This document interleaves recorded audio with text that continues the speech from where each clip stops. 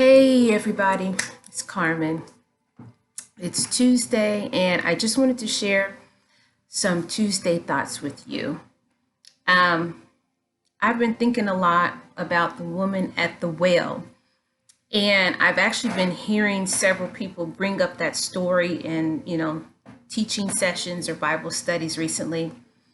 But it's also been always been an intriguing story to me. So I just wanted to share some of my thoughts with you about it, and hopefully it will bless you as it has blessed me. Okay. So for those of you who don't know the story of the woman at the well, it's found in John chapter 4. And it is a story of a Samaritan woman who comes across the path of Jesus. Jesus is traveling. And in fact, John the Baptist is a time in the Bible where John the Baptist had been captured or arrested or put in prison, however you want to see that. And so they have all these accusations against John, and they're getting ready to bring all these accusations against Jesus. And so he says at one point, I must need go to Samaria. And Samaria was not a place that a Jew would necessarily run to, right? Because the Jews and the Samaritans were enemies. They didn't like each other, and they didn't like each other in a very hot way. So if we look at modern day racism as we know it today, it was probably along those levels where they just really did not intermingle with one another. Okay, so for Jesus to say, I have to go, I need to go, it's necessary for me to go to Samaria.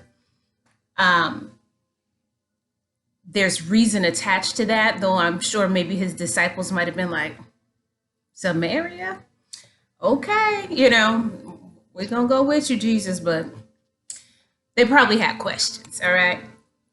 So anyway, the story is found again in John chapter 4. It's pretty long, so I'm not going to read all of it. I will read some of it for you for context and for the purposes of pulling out some of the hot points that I want to focus on.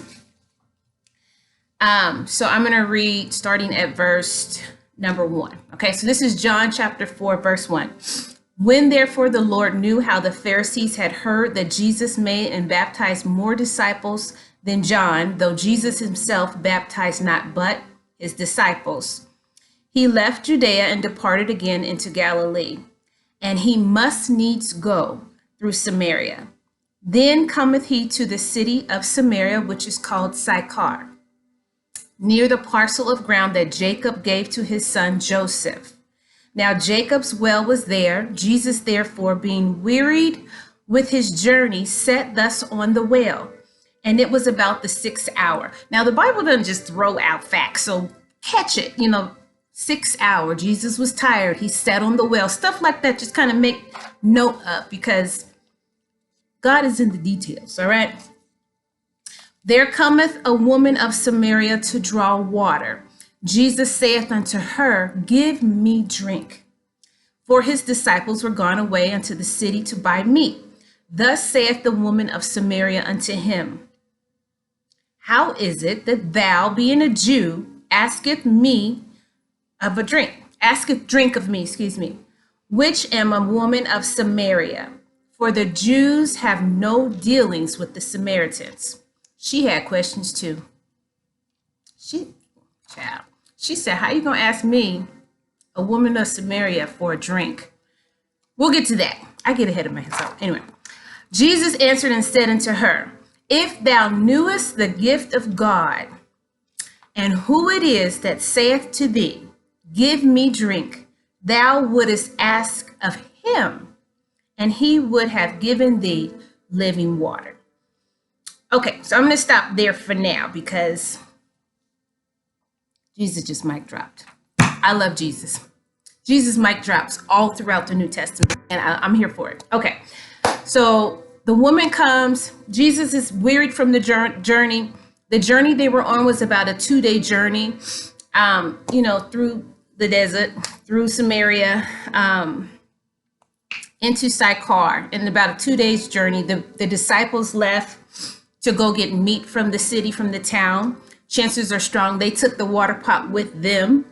And so Jesus is tired from this journey, and he's sitting on Jacob's well. He's sitting on the well. So the woman has to engage him at some point because he's on the well and she's going to get water.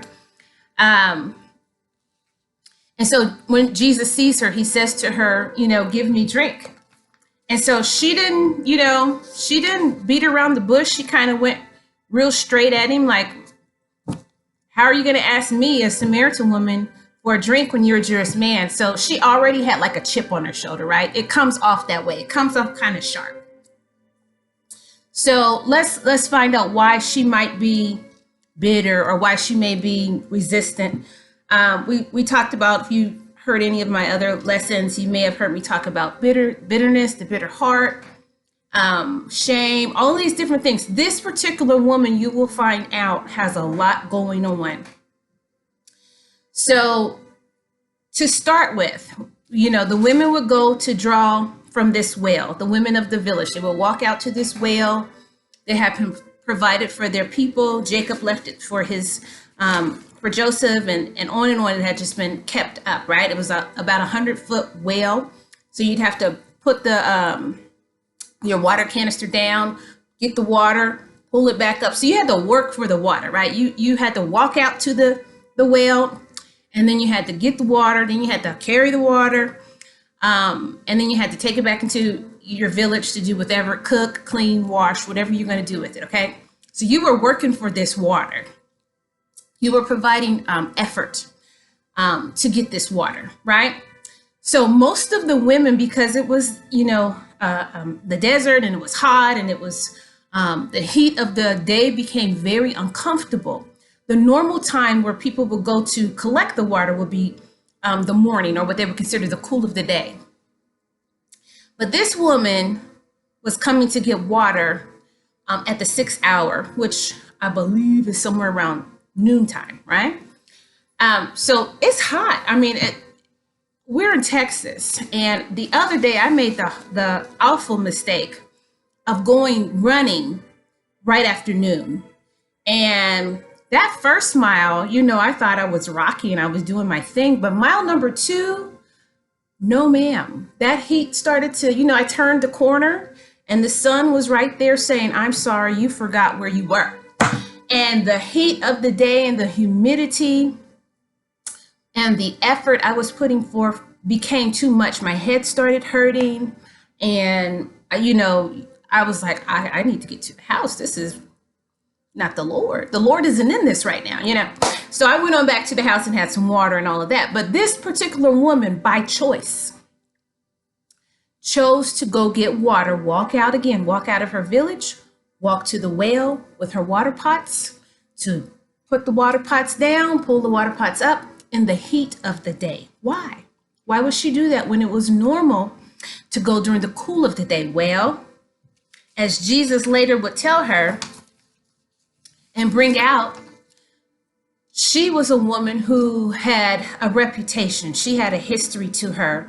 And he didn't only know it, the people of the village knew it. She had been married 5 times. And the person that she was currently with was not even her husband. So she was either committing adultery or fornication in that 6th relationship. But so the women in the village, sometimes women can talk. And women can talk when they are jealous. Women can talk when they feel threatened. So, they may have been like, girl, you got to watch her around your man because she on number 6, honey. You know how we get. And, they may have been threatened by her. If she had been married that many times in a society where it was technically legal to be married, I think up to 3 times. If she had been married that many times, she had to look some kind of way because the men kept saying yes, okay? So she had something going for her that these men continually wanted to be with her, regardless of her reputation. However, the women who were the ones that would go get the water had given her such a hassle, had made it so uncomfortable for her that she chose, as opposed to going with all the other women, having the fellowship that women have, the laughter, the walking there together, the coming back together, the waiting there together and talking and supporting each other, maybe even praying for each other. She decided, no. And they did that in the cool of the day. She decided, no, I'd rather be by myself. I'd rather have peace. I'd rather not see their looks. I'd rather not hear their whispers about me. I'd rather not have to deal with their judgmental glances or questions about who I'm with today. So she chose to leave in the heat of the day by herself. And on this occasion, she runs into Jesus, who had to go. In his own words, he had to go. He needs must go is the actual terminology. He needs must go. He had to go. It was necessary for him to go. It was an appointment for him to be there. He had to meet her. So this woman who was of bad reputation, who her history did not speak well of her, who gets married 5 times and is sleeping with somebody else, she was still, her story was not changing at this point. Okay. She was setting herself up for the story to continue as per usual. But then came Jesus. All right. So she runs into Jesus at this well and they have this conversation. So she's a little skeptical. She's a little cynical. She's been hurt. She's been talked about. She has failed in life. Things have not gone well for her. But she's still there. She's still getting the water. She's thirsty like everybody else. Her thirst may look different, but she's thirsty like everybody else. And now she has come across the path of Jesus at this well. Okay. So we're going to pick back up at verse number 10. Okay. So this is John chapter 4, verse 10. We're going to pick the story back up. Jesus answered and said unto her, if thou knewest the gift of God, who it is that saith to thee, give me drink, thou wouldest have asked of him, and he would give thee living water. The woman said unto him, Sir, thou hast nothing to draw with, and the well is deep. From whence then hast thou living water? So she's being very practical. Sometimes you can go through so much in life, your faith is shocked. Like you do not have faith to see what you can't see. So it's just like, if I don't see it, if I cannot rationally conceptualize it, I don't believe it. I don't believe it. And this woman had gone through so much. She's sitting literally face to face with the Christ, the Messiah, who's saying to her, if you had asked me, I would have given you water that you would never thirst again. She's like, what you gonna get the water with? Like, she's literally on the practical level. Her mind is nowhere near the spiritual, nowhere near the supernatural. It's totally on what she can see, what is in her own strength to do. And so many times we cut short the hand of God because we stop believing and we start operating in our own strength and what we have strength to do and what we have strength to accomplish and achieve and overcome and do well with, right? And so that's our power and that's our ability and that's our understanding. But it is not on a supernatural level because we have left Jesus sitting at the well, still asking for a drink, and we have not engaged or allowed him to give us the living water, which is what he's trying to do with this lady. Okay. So then he says in verse 12, art thou, this is the woman speaking to Jesus, art thou greater than our father Jacob, which gave us the well and drank thereof himself and his children and his cattle? So again, she got questions. She got questions in life. I mean, I don't know your story, but if your story is like my story, you have questions. You don't just trust people off the cuff. You know what I mean? You got questions about why are you doing this? What do you really want? And a lot of times you can miss a blessing that way because you are so guarded. We talked about, I think in rejection, how rejection can cause you to put an iron gate around your own heart, that you are not only blocking people out, but you are keeping blessings from getting in. You are keeping love from getting in. In this situation, she almost kept living water from getting in. Okay. So Jesus says in verse 13, Jesus answered and said unto her, whosoever drinketh of this water shall thirst again. But whosoever drinketh of the water that I shall give him shall never thirst. But the water that I shall give him shall be in him a well of water springing up into eternal life. The woman said unto him, Sir, give me this water, that I thirst not, neither come hither to draw. So she wasn't trying to come back to that well. She said, brother, listen, I don't know who you are, but this sound good to me. She said, this sounds right. Okay, this sounds like my prayer life. Like this is what I was praying about for the last 3 weeks. So yes, I'm here for the water. Okay. So she's starting to loosen up a little bit. She's like, okay, wait a minute. Okay, this is starting to sound like something I can get with. But even still, she was not fully understanding who Jesus was and what he was saying. So Jesus had to help her a little bit. So he says to her, okay, I'll do that. Let's do that. But first go get your husband. So the woman's like, what? My husband. She said, I don't have a husband. And so Jesus says, no, you have said correctly. You don't have a husband. Let me read it because I've been an ad-lib y'all into tomorrow. Okay.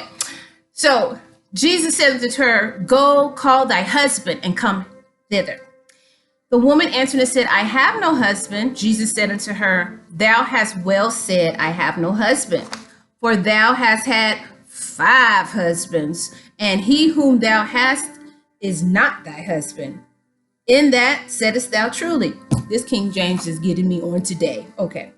The woman saith unto her, Sir, I perceive thou art a prophet. Okay, so he was reading her mail so strong that she said, this brother is a prophet. He is not only thirsty and a Jew and sitting on our well, but the man is a prophet. Okay, because he done told me all my stuff. Okay, he read the script and he didn't miss a beat. So yes, this man is a prophet. So they get into talking about the Father's worshiping and all this stuff. So let's talk about why this is so interesting, this whole meeting. Why is it such a big deal that Jesus is sitting on Jacob's well? This Samaritan woman, who people have labeled all different types of names, is the one he chose to speak to. And I'll tell you why that's important too in a minute. First of all, in our own country, we're in America, but in America, there's so much racism that people are fighting against right now. And people are starting to really come together and fight together and realize the power of unity. It's not them, it's not us. When we come in the power of we, it's really more impactful, because separated voices can become confusing, but a united voice is much more clear and much more impactful. Okay. So in this particular time, Jesus, who was a Jew, was talking to a Samaritan. And again, I said that they did not like each other. They didn't speak to each other, but to trump that fact, Jesus was a man and this was a woman. And the Samaritan women were considered to be unclean from birth. Like they considered them, I can't remember the exact term, but basically unclean in a way, like if they had their menstrual cycle, like from birth. Like, does that even really make sense? No, but that's how they felt. Like even like a baby girl could contaminate you, like it was unclean, right? So she's saying to him, when she was saying to him, like, oh, you want me to give you water? And I'm a Samaritan woman, like you're going to defile yourself? So she's just had all of these questions, right? And life had taught her that not only was she not good enough, not only was she unclean, but men treated her a certain kind of way. The women treated her a certain kind of way. And now here was this Jewish man that seemed to want something from her, but she could not put her finger on why. Okay. But what she didn't understand is that Jesus didn't need anything from her. He was actually there to give her something. He was actually there to release something in her that he had not released to anyone. To that point, Jesus had not disclosed that he was the Messiah to anyone in fullness. Okay. This woman who had a bad reputation, this woman who was considered unclean, this woman who had 5 husbands and was with somebody that wasn't her husband, she is the one Jesus chose to tell that he was the Messiah. So for all of those people who say Christianity is sexist and keeps women in bondage because it tells them to submit and to obey and all this stuff, Jesus was a liberator of women. Jesus liberated this woman in John chapter 4 at the well. Jesus liberated the woman caught in adultery in John chapter 8. Jesus was a liberator of women. He let women be free in their spirit. He called society to look at them differently. And in many ways, he liberated them to become ministers of the gospel, where a lot of people didn't even feel like a woman should speak. Okay, so this particular woman, as we'll see later, once she got an understanding of who she was, once Jesus read her mail and told her, listen, you've said rightly that you don't have a husband, but you've had 5. And you know, 5 is the number of grace. And I believe that she had 5 husbands for a reason, because there was grace on her life. Everything she had been through, everything that she had gone through that caused her the shame she was under, that caused her the rejection that she was under, that caused her to go through the jealousy and the bitterness and the judgment of others. There was still a grace on her life to cover it, because it actually was the reason and the cause that she was out there at noontime. And it was the cause that nobody else was there when she met up with Jesus. Okay. She had an appointment at that well with Jesus, and the grace of God that was on her life drove her to that hour and drove her to that moment, regardless of what everyone else had said and done to her. So I say that to say, whatever you're going through, whatever people are judging you for, whether it's right or wrong. I always say that, whether it's right or wrong. Sometimes people judge us for stuff and just like, you're right. I did it. And other times we are being falsely accused. We are being persecuted without cause. We are being criticized and condemned for no apparent reason. We are under warfare that we cannot understand. Like, Lord Jesus, who am I, or what have my people done that I am dealing with this kind of warfare? Because it don't seem to make good sense to me. Like, I unless my name is Job Jr., I don't really understand it. But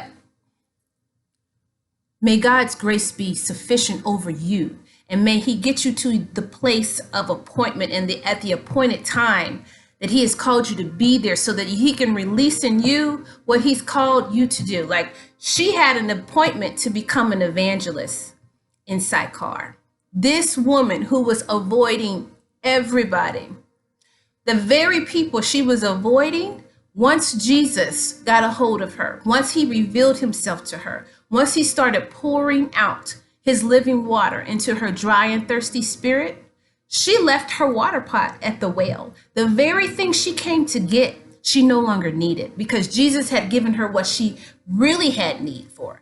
On a tangible level, she needed water. She needed to wash. She needed to cook. She needed to clean. She needed to literally drink. But her spiritual need was so much greater that she left her water pots and ran back into the city and began to tell people, come see a man who has told me everything I've ever done. And I believe that Jesus wants to do that in a lot of our lives as well. That the very people, it's happened so many times in my life, I tell you, the very people who have done you wrong, the very people who have shaded you, the very people who have talked about you without cause, are the ones you turn around and end up ministering to, or you turn around and end up serving, or you turn around and end up helping. It's happened to me time and time and time again. And it causes a growth in your spirit. It causes a maturity in your spirit, because you realize, who am I? Like, for real, who am I? Who am I? If I were to say no to these people God's calling me to love, who am I to then turn around and ask God to love me when I treat him the same way they treat me? And if I am to say, no, I won't love you after what you did to me, who am I to then go back to God and say, God, forgive me. God, love me. God, why are you not blessing me?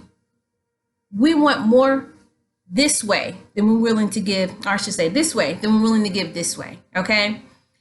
So we have to be willing to pour ourselves back out in whatever way God is asking us to the very people He is asking us to do it to, whether they be friends or whether they be foes. Now, Jesus said in, gosh, I don't know where I put the scripture, but I think it's in, I'm not even going to try to guess. But Jesus said at one point when he was talking to the disciples, he says, when the Holy Spirit comes upon you, you know, you will go into Jerusalem and Judea and Samaria. Now, Jerusalem represents our home, like where we're from. And we don't have a problem talking to people that are like us and ministering to people and loving people that are like us, our hometown, our homies, our people, right? Because it's comfortable and it's easy and it is it's acceptable, right? We don't have to work too hard normally to do that. But then when you move out a little bit further to Judea is your neighbors, those around you, your community. You know, and the question like, who is my neighbor that surfaces in the Bible? Your neighbors are those that you are called to serve. They don't necessarily look like you. They don't necessarily talk like you. They don't necessarily use your love language. But if they are children who are in need of anything that God has given you to provide, that is your neighbor. Like the story of the Good Samaritan. Who was his neighbor? The one that loved him and that served him, went out of their way to help him. Yes, he was being a good neighbor, but all of the other ones that passed him and kept going, those were his neighbors too. They just weren't being good neighbors. They weren't being very neighborly for whatever the reason, okay? And then in Samaria is like your enemy. So people you don't want to talk to, you don't want to forgive, you don't want to love. Sorry, I got distracted. You don't want to love, you don't want to serve, you certainly don't want to help. But Jesus said to go there as well, to go there as well. And he said Jerusalem, all Judea and all Samaria. So we have a call to do those things. We have a call to love. We have a call to serve. And we have a call to realize that we are more than our mistakes. We all make mistakes, and people will try to put your mistakes over you or label you with your mistakes. But when you come into contact with Jesus, He is the great liberator. He can not only erase your mistakes from off of your record, but He can give you a new garment. He can give you a new destiny. He can change your story. And like I said, the same woman that they had ostracized and condemned and rejected is the same woman that brought many of them into the knowledge of Jesus Christ as Lord. Okay, that she went and she confessed and she evangelized them and told them about Jesus, and they went out and they met with Him and received the gospel. So I'm gonna have to wrap this up because I'm getting so distracted. Apologize. Okay, so let's wrap this up.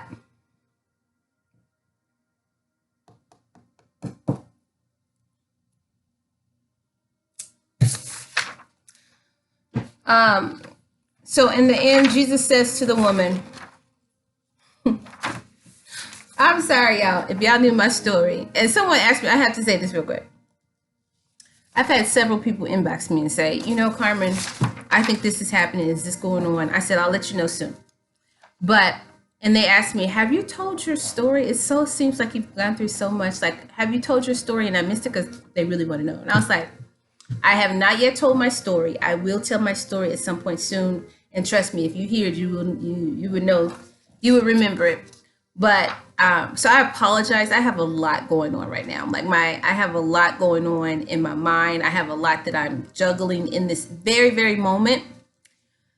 But I always believe that when the enemy is trying to hinder you on any way, swing back. So this is just me swinging back. That's all. I stopped what I was doing and I said, let me go do this real quick and get a lick in, and then I'll go finish what I was doing. So this is me getting a lick in. I apologize that I got distracted and my mind just left because it went to the other things. but let me finish. Okay. So I'm going to pick up and end here, verse 22 of chapter 4. Ye worship not what?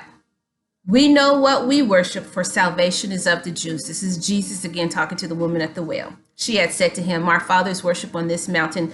The Samaritans, I believe it was Mount Gezerim, and the Jewish people, it was Mount Moriah. Okay, so they had different mountains. But Jesus is saying to her, but the hour cometh, and now is, where true worshipers shall worship the Father in spirit and in truth.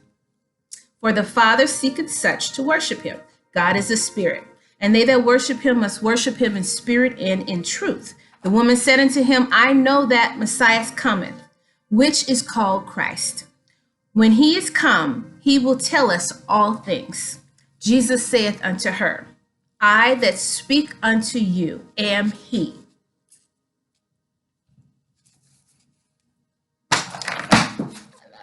Okay, I'm sorry.